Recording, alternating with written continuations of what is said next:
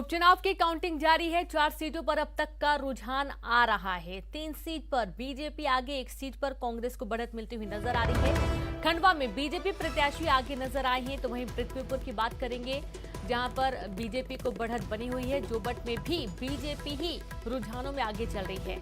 सतना के रैगांव की बात करेंगे जहां पर कांग्रेस ने बढ़त बना रखी है। यहां से जो कांग्रेस की उम्मीदवार हैं कल्पना, वो बढ़त बनाए हुए हैं और साथ ही यहाँ पर जो प्रतिमा बागरी बीजेपी की जो उम्मीदवार हैं वो उनसे हजारों वोटों से पीछे चल रही हैं। तो 4 सीटों पर उपचुनाव की काउंटिंग जारी है। बड़ी खबर आपको दे रहे हैं, जहां एक तरफ 3 सीटों पर बीजेपी बढ़त बनाए हुए है, तो सतना की रैगांव सीट पर कल्पना वर्मा जो कि कांग्रेस के प्रत्याशी हैं वे बढ़त बनाए हुए हैं। और इस तरीके से जो अभी हालांकि कई सारे राउंड बाकी हैं, लगातार काउंटिंग चल रही है और धीरे धीरे देखना यह है कि बीजेपी और कांग्रेस में से कितने उम्मीदवार आगे रहते हैं या पीछे रहते हैं।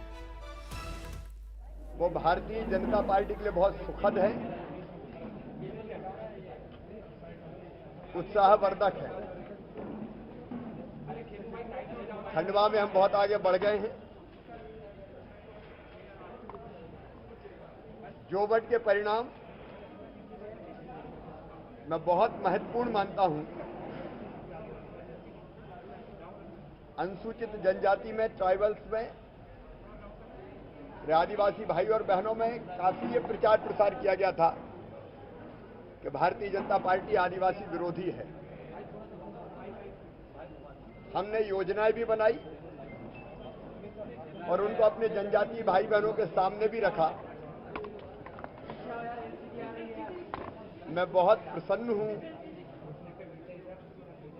मेरे मन में संतोष है कि हमने अपने जनजातीय भाई बहनों के लिए जो योजनाएं बनाई है उनकी स्वीकार्यता का प्रमाण हमको परिणामों में मिल रहा है। उपचुनाव वाली 4 सीटों पर मतगणना जारी है और जिस तरीके से रुझान आ रहे हैं वो भारतीय जनता पार्टी के पक्ष में भी हैं। और हमारे साथ पीडब्ल्यूडी मंत्री गोपाल भार्गव जी हैं। सर, आप पृथ्वीपुर विधानसभा उपचुनाव जहां पर हो रहे हैं उसका प्रचार प्रसार भी, जिस तरीके से रुझान आ रहे हैं उससे अब आगे क्या उम्मीद है आपको? लग रही बड़ा उलटफेर वहां पर होने वाला है?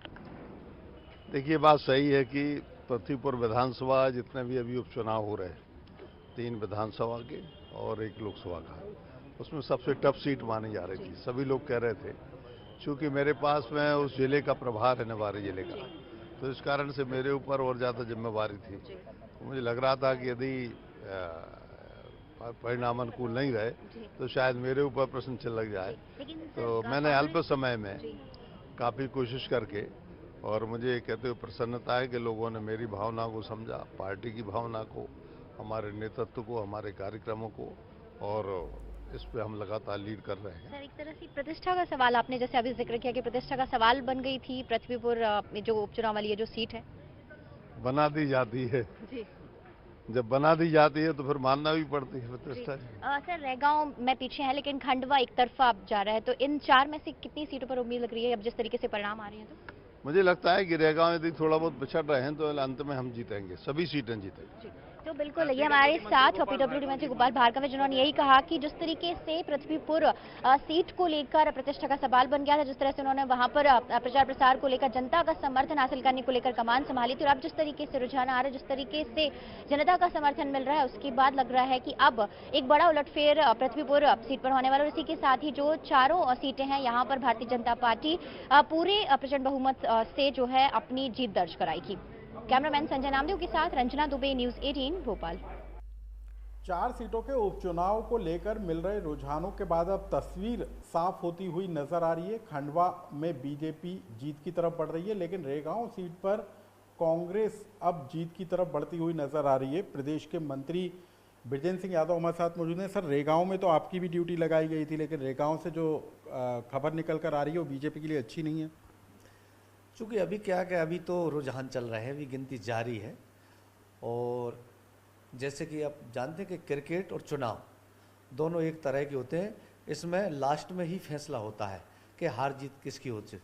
क्या होता है कि कभी कभी जब हमारे राउंड चलते हैं, उस राउंड में कभी कभी कुछ एरिया ऐसा होता है कि जहाँ सामाजिक जुड़ा हुआ होता है प्रत्याशी से, कुछ उसका व्यवहार होता है, तो कुछ वो अंतर आ जाता है। लेकिन सर रेगांव सीट में जो फैक्टर सामने आ रहा है, कौन से कारण आप जिम्मेदार मानते हैं जहां पर बीजेपी चूकती हुई नजर आ रही है? नहीं, ऐसा कुछ नहीं है।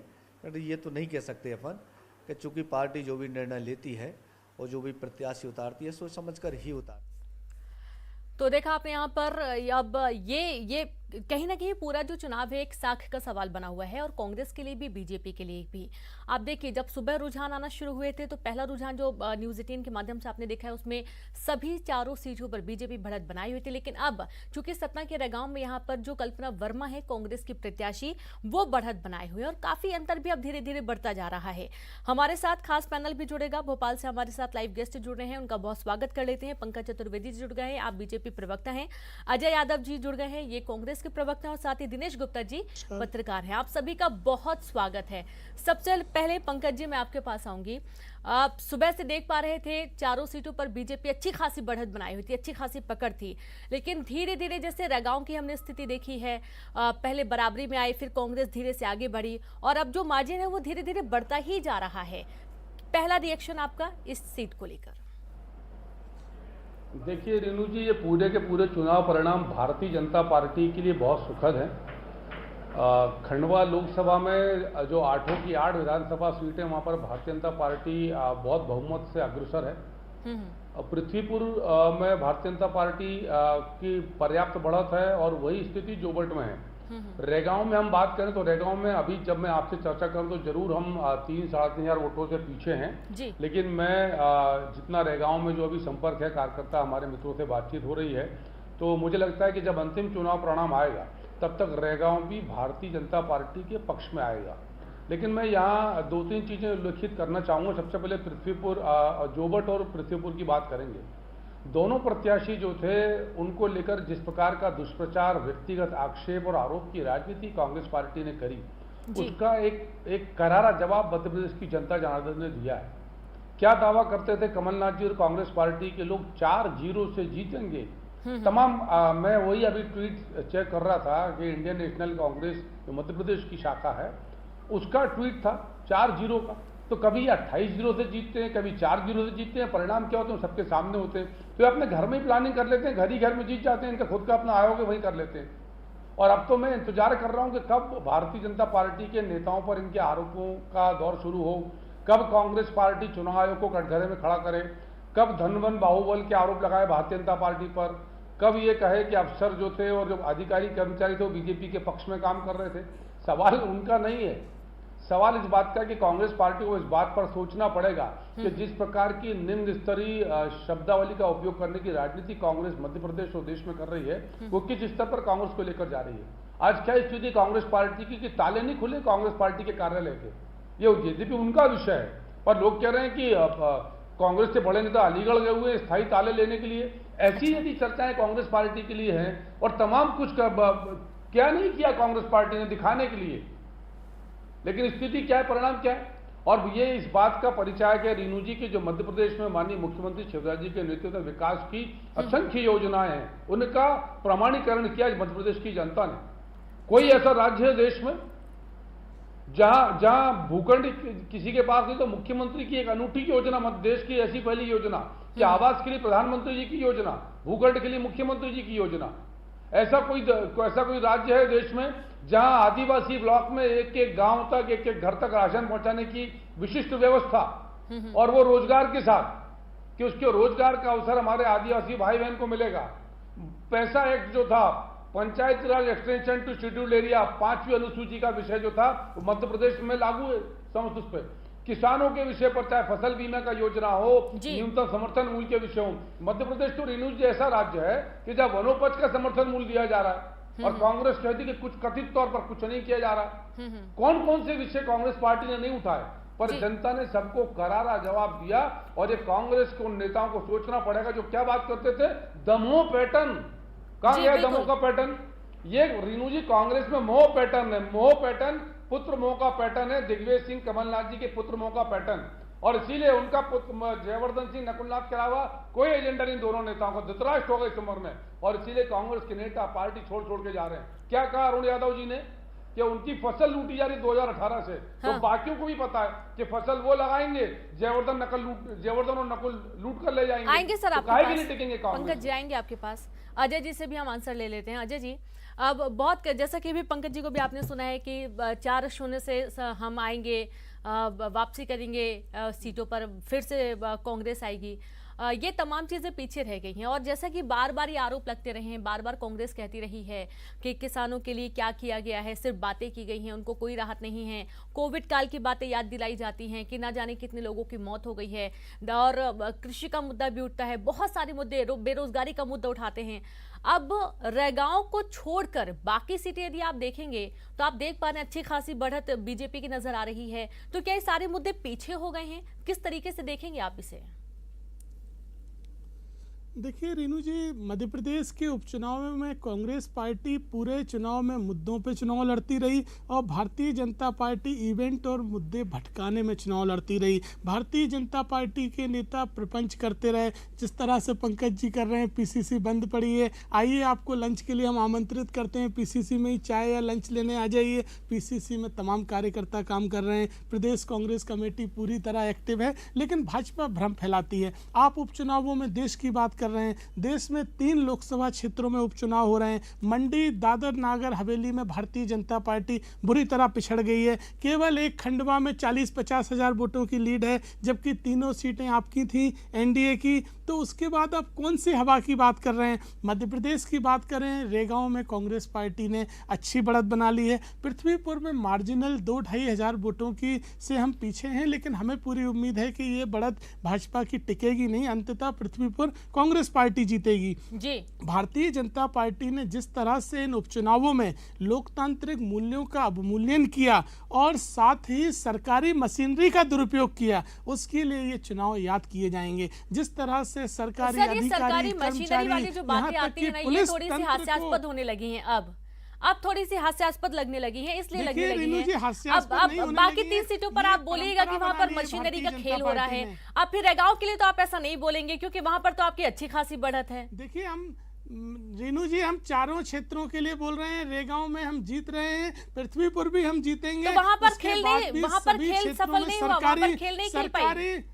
सरकारी मशीनरी और धन बल का प्रयोग भारतीय जनता पार्टी लगातार कर रही है, इसमें कोई छुपी हुई बात नहीं है। अगर आप जमीनी स्तर पे देखेंगे तो ये चीजें सर्वमान्य तौर पर हैं। किस तरह से अधिकारी कर्मचारियों के ऊपर दबाव बनाया जाता है, भारतीय जनता पार्टी के पक्ष में काम करने के लिए दबाव बनाया गया, अन्यथा उनको नौकरी में या भविष्य में नुकसान पहुंचाया जाएगा। ये एक परंपरा बना ली है भारतीय जनता पार्टी ने, लेकिन हमारी मुद्दे जनता के बीच में पहुंचे। ये दबाव बनाने वाली बात पर आएंगे सर, मुद्दे नहीं थे।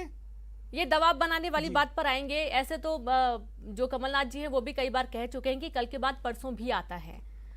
पहले भी वो कह चुके हैं कि अधिकारी अपना काम करें, ज्यादा बेहतर है। कितने सारे ऐसे बयान हैं जो हमने सुने हैं, रीवा की बात कर ले, भोपाल की बात कर ले, अन्य जगहों पे भी ऐसे बयान सामने आ चुके हैं। हमारे साथ वरिष्ठ पत्रकार हैं दिनेश गुप्ता जी, उनसे समझ लेते हैं आज का जो पूरा सियासी समीकरण किस तरीके से वे देख पा रहे हैं, और दर्शकों के लिए भी ये जानना बहुत ही महत्वपूर्ण है। न्यूज़ 18 पर आपको ये पूरा विश्लेषण देखने को मिलेगा। दिनेश जी, आपसे समझना चाहेंगे, बहुत मेहनत की बीजेपी ने, और हमने ये देखा है कि जिस सीट पर बहुत ज्यादा दौरे रहे हैं बड़े बड़े लीडर्स के, यहाँ तक कि मुख्यमंत्री शिवराज सिंह चौहान के खुद के 4 से 5 जनसभाएं रही हैं रेगांव क्षेत्र में। प्रतिमा बागरी, जुगुल किशोर बागरी के पूरा परिवार यहाँ पर एक होकर अब काम कर रहा था, जबकि जब नामांकन भरे गए थे तो उसमें से कई सारे लोग खड़े भी हो गए थे, लेकिन काफी मनोबल के बाद वो पीछे हो गए। प्रतिमा बागरी फिर भी अच्छे खासे वोटों से पीछे नजर आ रही हैं। किस तरीके से इसे समझा जाएगा? देखिए रेणु, जो रेगांव का जिसका जिक्र आप कर रही हैं, वहाँ जो भारतीय जनता पार्टी ने पूरी कोशिश की कि जो नाराजगी है बागरी परिवार की वो कम हो। लेकिन वो सीट भारतीय जनता पार्टी के लिए मुश्किल इसलिए भी हो रही थी कि वहाँ बहुजन समाजवादी पार्टी चुनाव नहीं लड़ रही थी। जब उस क्षेत्र में वोटों का डिवीजन होता है तो जो पार्टी को, भाजपा को थोड़ा सुविधा हो जाती है। जैसा कि शिवराज जी ने भी अपने जो है कमेंट में कहा कि वो रेगांव में जो 13,000 वोट भारतीय बहुजन समाजवादी पार्टी को मिलते थे वो शायद कांग्रेस को जा रहे हैं। ये एक ऐसा ट्रेंड, उनका एक अनुमान था। तो आप देखेंगे कि जो रेगांव में जो स्थितियां थी वो कहीं ना कहीं स्थानीय समीकरण थे, और नेताओं की नाराज़गी तो वहाँ हमने देखी थी कि बागड़ी परिवार की नाराज़गी थी, उसके अलावा बहुत सारे जो अदर फैक्टर वहाँ काम कर रहे थे वो एंटी इनकम्बेंसी की तरफ लगातार इशारा कर रहे थे, क्योंकि वो सीट कांग्रेस के पास तो रही नहीं, ज़्यादातर समय वो भारतीय जनता पार्टी की ट्रेडिशनल सीट रही है।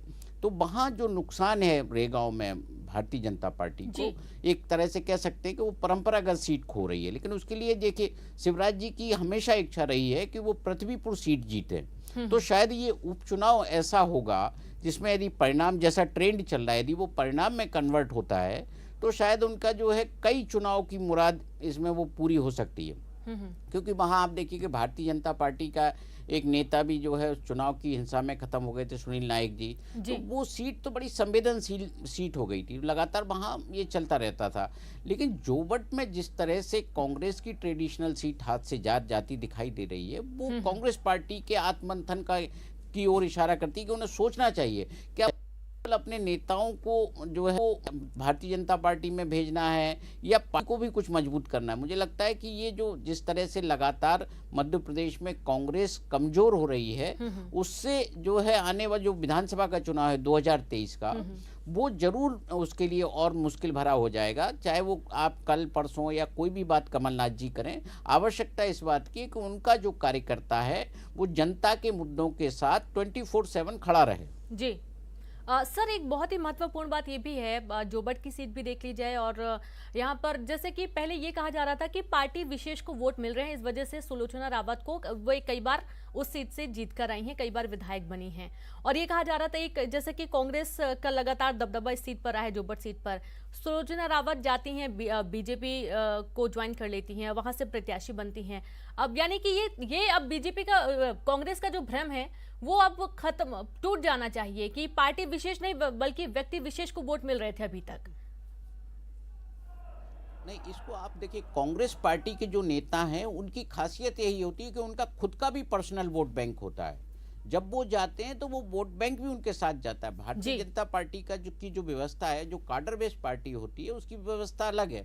तो वहाँ हो सकता है कि शिफ्टिंग में कोई समस्या हो, भारतीय जनता पार्टी का नेता छोड़ कर जाए। हमने देखा था कि जब ज्योतिरादित्य सिंधिया छोड़कर गए थे कांग्रेस पार्टी, तो उनके साथ उनका वोटर, उनके सपोर्टर सारे लोग गए थे। ये इसीलिए तो कांग्रेस पार्टी की जो पहचान है वो कार्डर बेस्ड पार्टी के तौर पर नहीं है, मास बेस्ड पार्टी के तौर पर होती है। जब किसी नेता का अपना वोट बैंक होता है तो वो वोट बैंक भी इसी के साथ शिफ्ट हो जाता है जब वो दल बदलता है। जी बिल्कुल। अब चूंकि वक्त बहुत कम है, पंकज जी आपके पास आते हैं।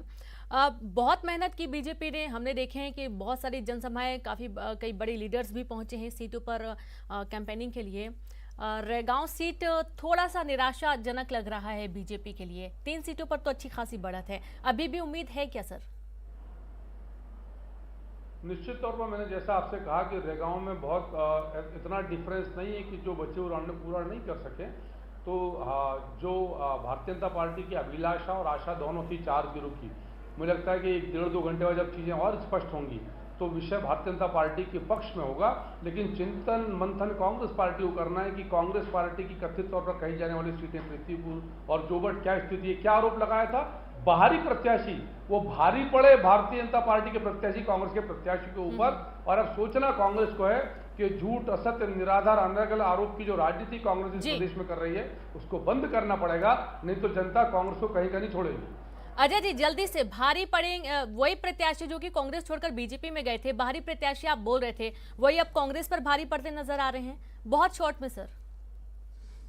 देखिए रेणु जी, कांग्रेस पार्टी जनता के बीच में मुद्दों के साथ गई। आज जोबट में परिणाम जो भी हो, लेकिन मध्य प्रदेश में आदिवासियों पे जो अत्याचारों की घटनाएं बढ़ी, आदिवासियों की असुरक्षा बढ़ी, वो तथ्यों के साथ सामने है, वो तथ्य बदल नहीं जाएंगे। दूसरी तरफ भारतीय जनता पार्टी ने 4 में से 2 दल बदलुओं को टिकट दिया, तो ये भी तथ्य है। चुनाव की हार जीत से ये तथ्य नहीं बदल जाएगा। भारतीय जनता पार्टी की रीति, नीति, सिद्धांत अब केवल मैनेजमेंट, सरकारी दल बल और बाहुबल, पैसा खरीद फरोख्त बस यही रह गया है। इसके अलावा जनता के बीच में भाजपा का कोई जनाधार नहीं है और हमें पूरी उम्मीद है अभी परिणामों में सुधार होगा।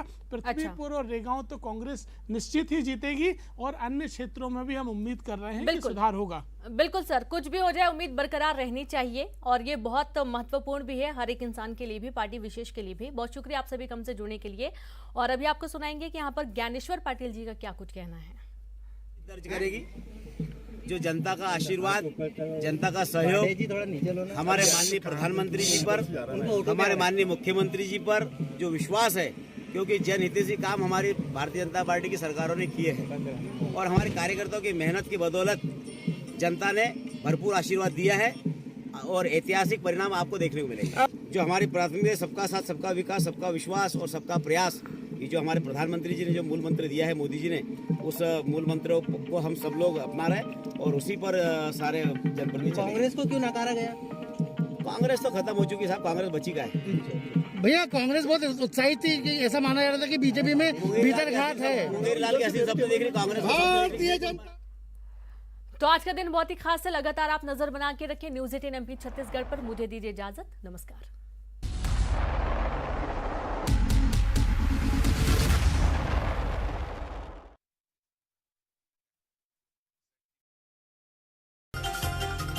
सीएम शिवराज